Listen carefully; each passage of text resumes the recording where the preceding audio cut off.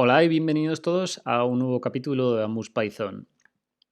Hoy vamos a seguir con el ejemplo que empezamos ya en el capítulo anterior de supervisión y clasificación en Machine Learning. Aquí vemos los pasos que vamos a dar. Hasta ahora hemos dado el paso 1, 2 y 3 y vamos a comenzar con el 4 y llegaremos hasta el 7 en este capítulo. Vamos adelante con el capítulo, con el paso 4, que es el entrenamiento de los datos.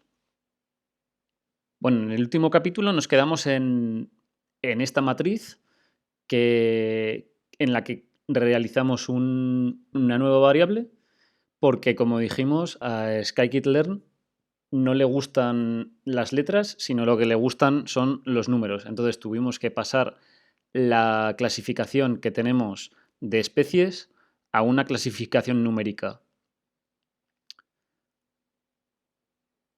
Lo que he preparado aquí es una visualización de la matriz que vimos anteriormente. Es decir, he preparado que veamos la longitud con respecto a los nombres o a la clasificación de cada una de las flores. Entonces, según tendremos sepal longitud, sepal ancho, petal longitud y petal ancho. ¿De acuerdo?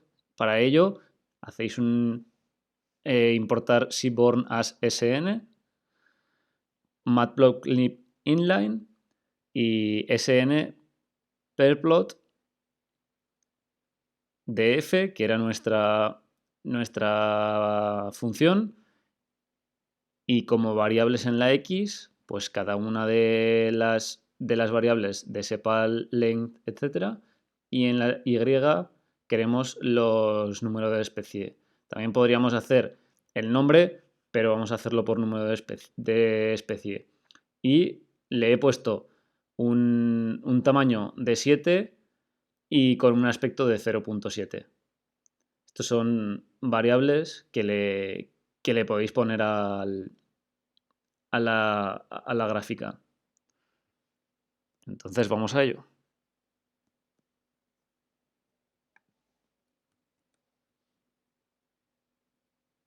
Tengo que volver a importar el documento porque lo dejé.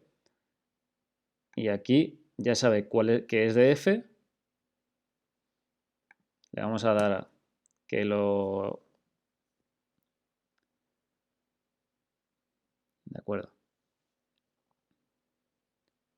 No ha funcionado porque no sabe cuáles son estas variables. Como lo dejé a medias, ahora tengo que volver a enseñarle qué son las variables. Ahora lo ha entendido y ahora funcionará. Esto lo dejaré en el vídeo para que veáis que si dejáis en Jupyter Notes algo a medias, hay un momento en el que si no seguimos, tenemos que volver a importar todos los comandos porque si no nos da fallo. ¿De acuerdo? Entonces, veis aquí como tenemos el número de especie en la Y, como le habíamos dicho aquí, en Y, las variantes, y las variantes de sepal, longitud, ancho, etcétera, está aquí. Entonces, como podéis observar, lo había mirado ya antes, el pétalo length y el ancho está un poco más clarito cuál es el 0. El 0 era la setosa. En el resto sería complicado a simple vista decir cuál es cuál. ¿De acuerdo? Por eso quería enseñároslo. Porque realmente sin algo que nos lo diga automáticamente, por eso hacemos el programa, es un poco complejo, un poco complejo saberlo. ¿De acuerdo? Entonces, como hemos visto, vamos con el training. El training de los datos, por primera vez ahora vamos a atender a scikit-learn.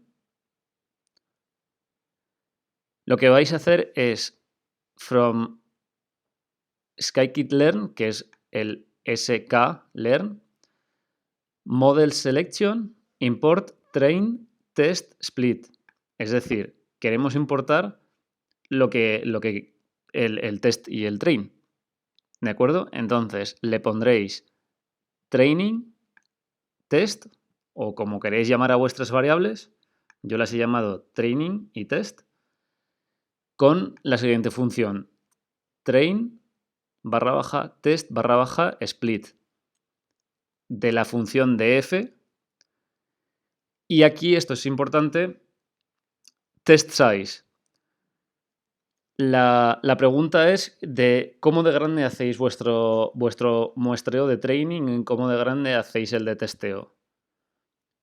Pues normalmente lo que se indica es que se haga 2/3 partes de entrenamiento y una tercera parte de testeo. Y realmente suele salir bastante bien porque de hacerlo un 90-10, 90% training y solamente 10% de testeo, pues si tenéis una base de datos muy muy grande, os puede servir, pero si tenéis menos datos, os va a ser complicado el testear todos vuestros datos. ¿De acuerdo? Y luego, el random state, realmente cuando el random state, él toma cualquier tipo de número. Entonces, dándole a un número cualquiera de random state, lo que vais a crear es que las variables que están en test y en training sea siempre constante. Es decir, si este programa lo dejo para mañana o lo dejo unos días sin tocarlo, el testeo y el training me van a salir distintos en una segunda vez que lo haga. Entonces, para que no os salgan distintos, le tenéis que dar a un número. Le puedo poner un 10, ¿vale? Le voy a poner un 10. Y para confirmar que realmente test son de los 150 que teníamos, test van a ser 50, pues le escribimos que es print test, o sea, la longitud de test y print la longitud de training. ¿De acuerdo? Bueno, pues entonces ya ha realizado el split y lo ha hecho correctamente. Test son 50 y training son 100. Entonces, lo siguiente es crear 4 variables. Una variable que será la X de entrenamiento, otra variable que será la Y de entrenamiento. Voy a explicar un poco más la X y la Y de entrenamiento, porque la X y la Y de test es exactamente lo mismo, pero solamente diciendo que en el test son los 50 tests que hemos definido. Entonces, cuando nosotros vayamos a enseñarle a nuestro modelo, lo que va a ocurrir es que nos va a pedir dos variables. Una que va a ser la X de entrenamiento y la otra que va a ser la Y de entrenamiento. Y lo que tenemos que pasarle es exactamente dos variables. Si pusiéramos estas 4 variables, realmente el modelo no entiende que existan 4 variables. Nos daría error. Entonces tenemos que meter una lista de variables. ¿Y cómo creamos una lista de variables? Pues simplemente con NumPy.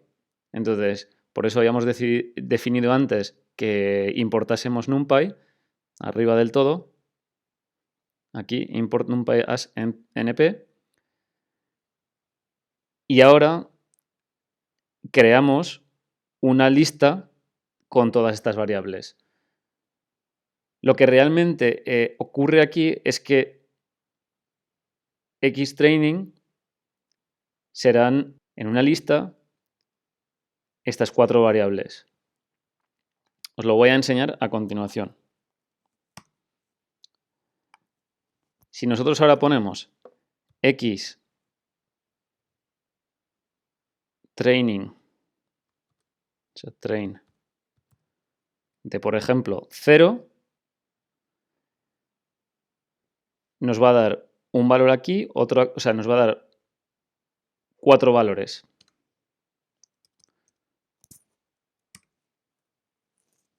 Exacto.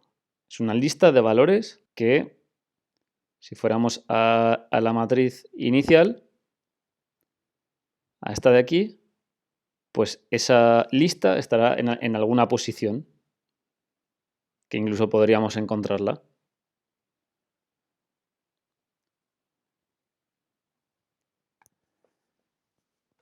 Y si ahora miramos qué es YTrain,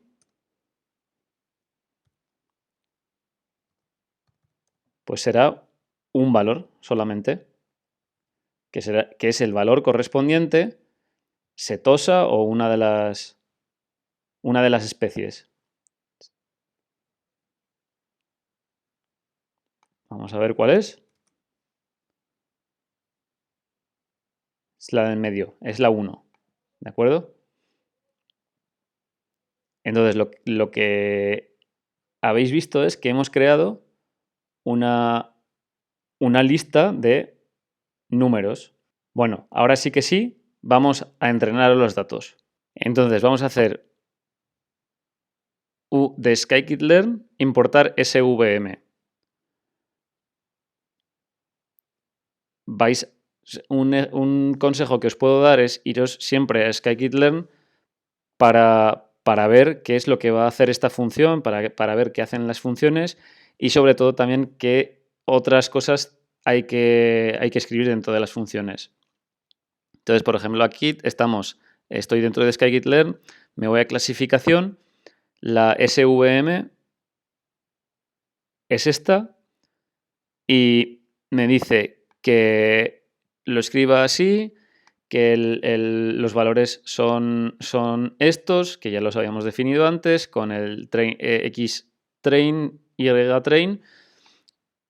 CLF simplemente es la abreviatura de clasificación, svm.svc,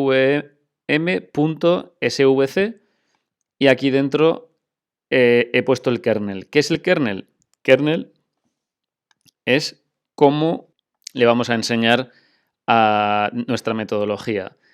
Y en este caso sé que es lineal, con lo cual le voy a escribir lineal, pero que sepáis que existe la lineal, la polinómica, la exponencial y la sigmoid. ¿De acuerdo? Es muy aconsejable, de verdad, que miréis siempre los ejemplos, porque os van a enseñar mucho. Entonces, vamos a entrenar ahora mismo a nuestros datos, a nuestro modelo. Simplemente explicaros estas funciones, clasificación svm igual a svm.svc, el kernel, como os había dicho, lineal, clf svm.fit. ¿Por qué .fit? Porque queremos que haga una asociación. Enter. No pasa nada con esto, no nos da ningún error grave ni nada. Entonces ahora vamos a mirar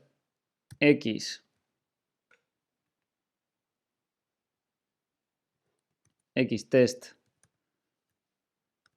de 0 tiene estos valores y la y test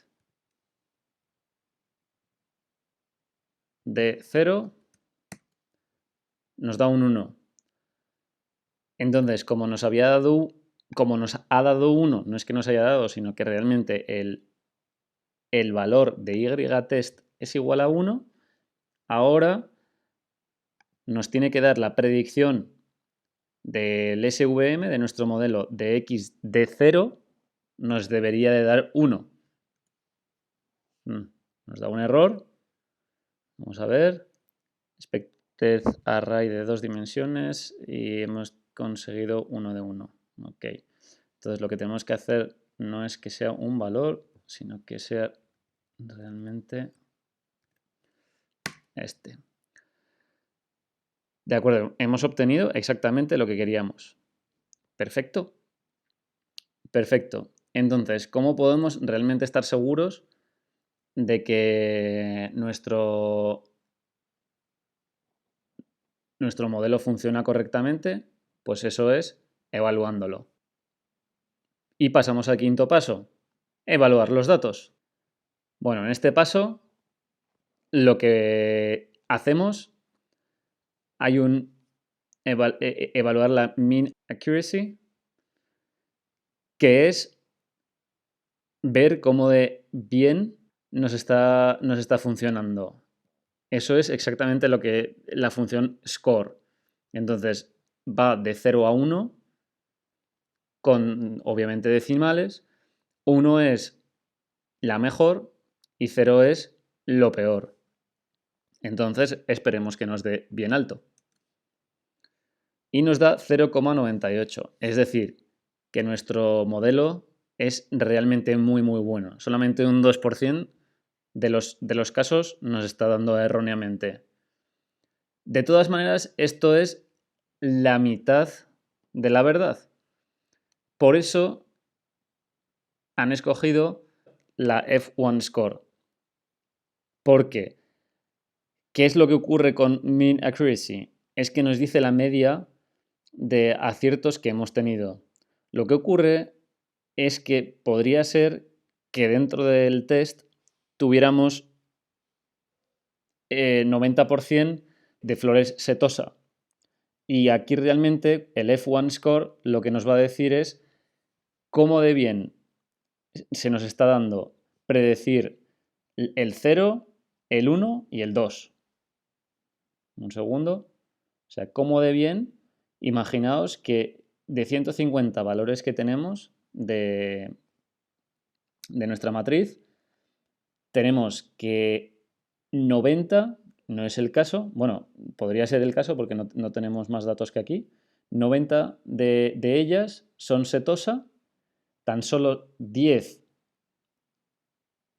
es la versicolor y el resto son virginica. Pues entonces tendríamos una cantidad mucho mayor de setosas por probabilidad dentro de nuestro test y nuestro training, o bien dentro de nuestro training y muy pocos dentro de test. Entonces, lo que queremos hacer con el F1, o lo que realmente estamos consiguiendo, es que nos diga qué probabilidad de acierto tenemos del 0, qué probabilidad de acierto tenemos del 1 y qué probabilidad de acierto tenemos del 2. Entonces, de scikit-learn metrics importamos F1 score y F1 score le metemos la Y-test porque queremos ver que las Y las estamos viendo correctamente. CLF svpredict de las X-test. Average none, esto es lo mismo, podéis meteros en the scikit-learn y ver las cosas que le debéis de poner aquí, y entonces vamos a poner los labels de 0, 1 y 2. Y ahora vemos que tenemos que los ceros los acertamos perfecto con 1. El 1 lo acertamos con 97% de aciertos y el 2 con 96,9, casi 97%. ¿De acuerdo? Pero entonces podemos estar seguros que realmente todos están muy cerca del 1. Y pasamos al sexto paso, ajuste de los parámetros. Dado que tenemos una cantidad de aciertos de casi 100% en todos nuestros valores, en este ejemplo no vamos a hacer una mejoría de los parámetros porque realmente no conseguiríamos mucha mejoría. Por ello, vamos a pasar al siguiente paso. Pasamos a la predicción, a meter unos valores nosotros. Vamos a hacer un test. Le he metido 6,2, 3,2, 1,5, 0,9. Si queréis, vamos otra vez al de aquí y vemos que el 0 era muy predecible en petal length, que es nuestra tercera variable, y length width en valores muy pequeños. Pues vamos a intentar crear vamos a intentar crear un 0. El 0,25, el 1,5 y el 0,25 tienen que estar al final, ¿de acuerdo? Pues no, 1,5 y 0,25. Y aquí es lo mismo. Entonces le metemos testset como una variable, clf barra baja sv predict y la variable que acabamos de crear.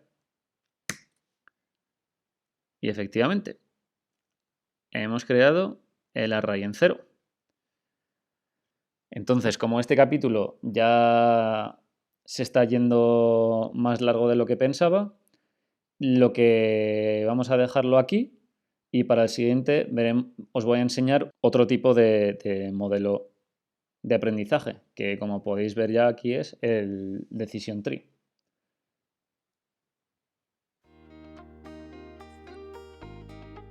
Muchas gracias por vuestra atención, espero que os haya sido de utilidad y hasta la próxima.